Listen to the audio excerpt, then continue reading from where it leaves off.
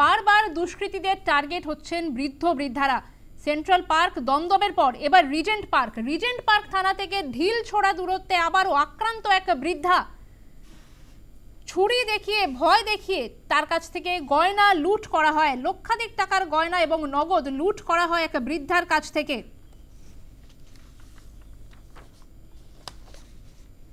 ফের দুষ্কৃতীদের টার্গেট বৃদ্ধ বৃদ্ধারা। রিজেন্ট পার্কে লুট, একাধিকবার একই ধরনের ছবি উঠে আসছে। নিরাপত্তার অভাবে ভুগছেন অনেকেই।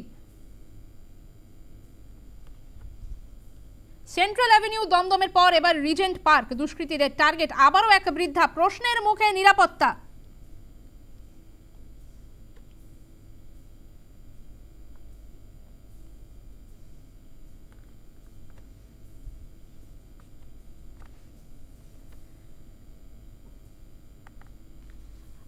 আমাদের সঙ্গে রয়েছেন আমাদের প্রতিনিধি সাধনা মিস্ত্রি। সাধনা, যেমনটা জানা যাচ্ছে সেন্ট্রাল অ্যাভিনিউ দমদমের পর এবার রিজেন্ট পার্ক দুষ্কৃতীদের টার্গেট আবারও এক বৃদ্ধা। প্রশ্নের মুখে নিরাপত্তা। ঠিক কি ঘটেছিল এই মুহূর্তে, কি পরিস্থিতি, কি জানা যাচ্ছে পুলিশ সূত্রে?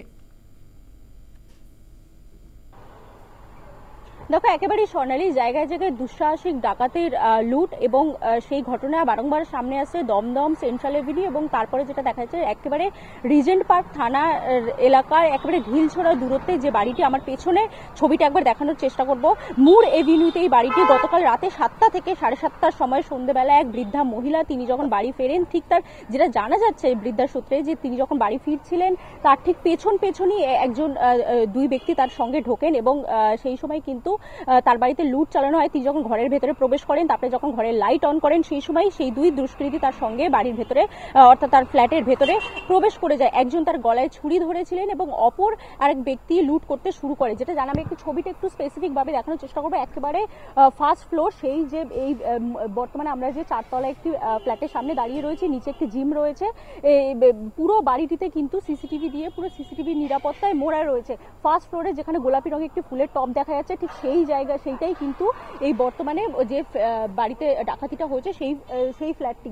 এবং সেই বাড়ির মধ্যে যেটা জানা যাচ্ছিল যে বৃদ্ধার ছেলে যেটা জানাচ্ছেন যে তার সামনেই বিয়ে ছিল এবং সেই মতনই কিন্তু বাড়িতে যথেষ্ট সোনাদানা রাখা ছিল। 10 ভরির কাছাকাছি সোনার গয়না রাখা ছিল, সোনার কয়েন এবং গয়না মিলে 10 ভরির কাছাকাছি সোনা কিন্তু সেই বাড়ির ভেতরে ছিল এবং 13 থেকে 14 লাখ টাকার গয়না সেই বাড়ির ভেতরে ছিল। এবং সেই জায়গাতেই কিন্তু বৃদ্ধা যেটা জানাচ্ছেন যে তিনি যে সময় বাড়ির ভেতরে ঢোকেন তার হাতে যথেষ্ট ব্যাগপত্র ছিল এবং তিনি যখন লাইটটা অন করেন সেই সময় কিন্তু সেই দুষ্কৃতীরা অলরেডি ফ্ল্যাটের ভেতরে প্রবেশ করে ফেলেছিল। তার গলায় ছুরি ধরে ঠিক এই জায়গাটাতে ছুরি ধরা হয় এবং সেই সময় কিন্তু আরেক যে দুষ্কৃতী ছিল তারা লুট চালাতে শুরু করে। তাকে চিৎকার করার সুযোগটাও দেওয়া হয় না এবং স্বাভাবিকভাবেই তিনি প্রাণ ভয়ের একটা আশঙ্কা করছিলেন এবং গোটা ঘটনায় কিন্তু রিজেন্ট পার্ক থানা এলাকায় একটি মামলা দায়ের করা হয়েছে, সেখানে এফআইআর করা হয়েছে এবং পাশাপাশি লালবাজারের তরফ থেকে বৃদ্ধার যিনি ছেলে রয়েছেন যার সামনেই বিয়ে ছিল তিনি যেটা জানাচ্ছেন আজকে সকালবেলা তাদের সঙ্গে যখন কথা বলার আমরা চেষ্টা করি, তিনি জানাচ্ছেন যে লালবাজারের গোয়েন্দাদের তরফ থেকে ইতিমধ্যেই যোগাযোগ করা হয়েছে তাদের সঙ্গে এবং তারা পুরো বিষয়টাকে খতিয়ে দেখা হচ্ছে। শুধুমাত্র ফ্ল্যাটের না, আশেপাশের এলাকায় যেসব সিসিটিভি ক্যামেরা রয়েছে, বর্তমানে আমরা যে রাস্তাটার মধ্যে দাঁড়িয়ে রয়েছি সেই রাস্তায় যেসব ধরনের যতগুলো সিসিটিভি রয়েছে সেই সিসিটিভির পাশাপাশি ফ্ল্যাটের ভেতরে যতগুলি সিসিটিভি রয়েছে, সেটা সিঁড়ি হতে পারে বা নিচের পার্কিং এর হতে পারে, সেই সমস্ত জায়গার সিসিটিভি কিন্তু নিয়ে যাওয়া হয়েছে এবং সেই সব সিসিটিভি খতিয়ে দেখা হচ্ছে রিজেন্ট পার্ক থানার তরফ থেকে এবং অন্যদিকে লালবাজারের তরফ থেকে। এবং গোটা ঘটনা নিয়ে কিন্তু নিরাপত্তা একটা বারংবার প্রশ্নের মুখে উঠছে, যেটা তুমি প্রথমেই বললে স্বর্ণালী। কারণ দমদমে আমরা এই দুঃসাহসিক ডাকাতির ঘটনা দেখেছি এবং অন্যদিকে সেন্ট্রাল এভিনিউতে দুঃসাহসিক ডাকাতির ঘটনা দেখেছি এবং বারংবার কিন্তু বৃদ্ধাদেরকেই বা বৃদ্ধদেরকেই টার্গেট করা হচ্ছে এবং ঠিক এই জায়গা থেকেই কিন্তু নিরাপত্তার বিষয়টা বারংবার প্রশ্নের মুখে উঠছে যে কিভাবে এইসব ডাকাতিগুলি হচ্ছে এবং কিভাবে এই যে গোটা ঘটনা সেটা পুলিশ কতটা কিভাবে তৎপরভাবে বা নিরাপত্তা দিতে পারছে সেই বিষয়টা কিন্তু একটা প্রশ্নের মুখে উঠছে। স্বর্ণালী,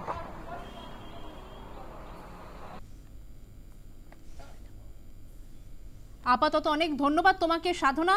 আমাদের সঙ্গে সরাসরি ছিলেন আমাদের প্রতিনিধি সাধনা মিস্ত্রি। সেন্ট্রাল অ্যাভিনিউ দমদম, এরপর রিজেন্ট পার্ক, বারবার একই ছবি উঠে আসছে। দুষ্কৃতীদের টার্গেট হতে হচ্ছে প্রৌঢ়দের। স্বাভাবিকভাবেই প্রশ্নের মুখে পড়ছে নিরাপত্তা ব্যবস্থা। রিজেন্ট পার্কে যে ঘটনাটি ঘটেছে জানা যাচ্ছে রিজেন্ট পার্ক থানা থেকে একেবারে ঢিল ছোড়া দূরত্বে ছিল এই ঘটনাস্থল। তা সত্ত্বেও দুষ্কৃতীদের টার্গেট হতে হলো বৃদ্ধাকে। প্রশ্নের মুখে পড়ছে নিরাপত্তা। একদিকে তুলে ধরেছি সেন্ট্রাল অ্যাভিনিউর ছবি, সেখানে খতিয়ে দেখা হচ্ছে গোটা বিষয়টি কি ঘটেছিল। মাঝে রয়েছে রিজেন্ট পার্কের ছবি, সেখানে আক্রান্ত হতে হয় এক বৃদ্ধাকে, তাকে ছুরি দিয়ে ভয় দেখিয়ে লুট করা হয় লক্ষাধিক টাকার গয়না। এরপরে রয়েছে দমদমের ছবি, দমদমেও সেই একই চিত্র উঠে এসেছে।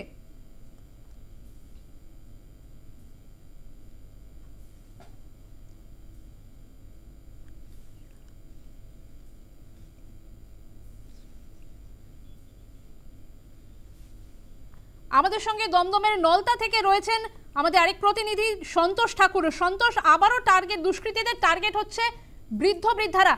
এই মুহূর্তে কি ছবি উঠে আসছে নলতা থেকে?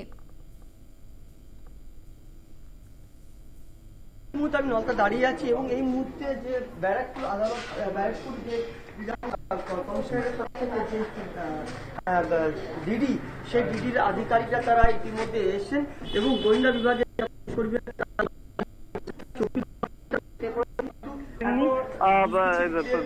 দমদম থানা পুলিশ সেক্ষেত্রে এবার ব্যারাকপুর পুলিশ কমিশনারের যে গোয়েন্দা বিভাগের শাখার যারা পুলিশ বলা যেতে পারে কর্মীরা তারা এসছেন এবং এই মুহূর্তে যেটা আমি দেখার চেষ্টা করব, তারা সিসিটিভি ক্যামেরা দেখেছেন এবং সেই সিসিটিভি ক্যামেরা দেখেছেন কোন রাস্তা তারা এসছেন।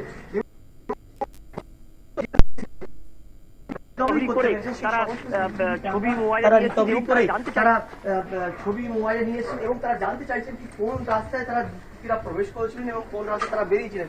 সেক্ষেত্রে এই যে বাড়ি, এই বাড়ি ঠিক আমি পেছন দিকে দাঁড়িয়ে যাচ্ছি এবং এই যে দরজা, যে আমি এই জানলা যে দেখানোর চেষ্টা করছি, এই জানলাটি তারা দুষ্কৃতীরা এসে অর্থাৎ ডাকাতরা এসে এই জানলা খোলে, তারপরে এইখানকার যে গ্রিল, সেই গ্রিলটি খোলে।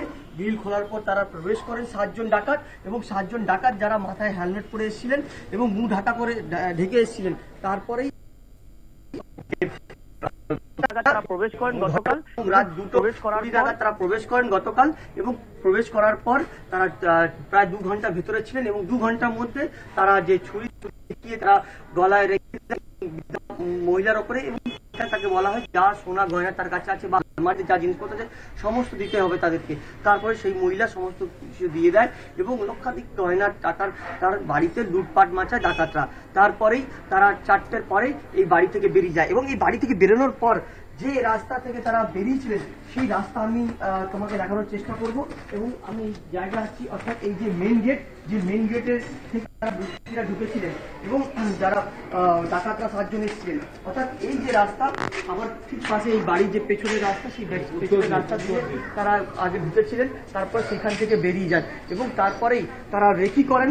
রেকি করার পর আগে দুবার এই রাস্তা ঘুরে যান, ঘুরে তারপরে এই বাড়িতে প্রবেশ করেন। তারপরে পিছনের রাস্তা দিয়ে তারা যে পুকুর পাড় রাস্তা, সেই পুকুর পাড় রাস্তা দিয়ে তারা ডাকাতরা বেরিয়ে যান এবং যেহেতু এটা গতকাল ভোরবেলার ঘটনা, ভোর রাত 2টো ঘটনা, সেই ঘটনার পর এখনো পর্যন্ত সেই ডাকাত পুলিশ কর্মীরা তারা ইতিমধ্যে ঘটনাস্থলে এসেছেন, অর্থাৎ এই যে বাড়িতে ডাকাতি হয়েছিল সেই বাড়িতে এসেছেন এবং এসে সেইখানকার তারা যারা এলাকার রাস্তার তারা সিসিটিভি ক্যামেরা যেই রাস্তায় ছবি তুলেছেন ডাকাতদের, সেই রাস্তার ছবি তারা নিচ্ছেন এবং তারা জানতে চাইছেন কোন রাস্তায় তারা এসেছিলেন এবং কোন রাস্তায় তারা বেরিয়েছিলেন। প্রথম যে সিসিটিভি ক্যামেরা যাদের ছবি রেকর্ড হয়েছে ঢোকার সময়, অর্থাৎ যে ডাকাতরা ঢুকেছিলেন, সেই সিসিটিভি ক্যামেরার আমি ছবি দেখানোর চেষ্টা করব। সেই ক্যামেরা